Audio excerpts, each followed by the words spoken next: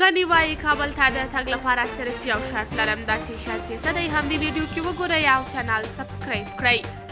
د افغانستان پرځول شوی ولسمشر اشرف غني وایي کابل ته د تګ لپاره صرف یو شرط لرم. د افغانستان پخوانی ولسمشر چې اوس مهال په عربي متحده اماراتو کې شپې ورځې تېروي وایي تیار دی چې بیرته خپل هیواد افغانستان ته ولاړ شي، خو د دې لپاره یو ډېر مهم شرط لري چې باید ومنل شي.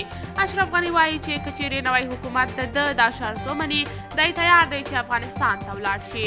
ښاغلي غني وایي چې دی افغانستان ته تلل غواړي او هلته په یوه پوهنتون کې غواړي د ښوونکي په حیث دنده ترسره کړي، نو که چیرته یې دا شرط ومنل شي.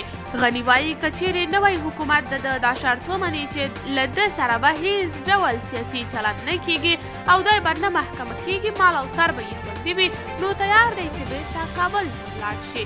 قدرمنو لیدونکو، ستاسې په اند طالبان به د پخواني ولسمشر اشرف غني دا شرط ومني او که نه؟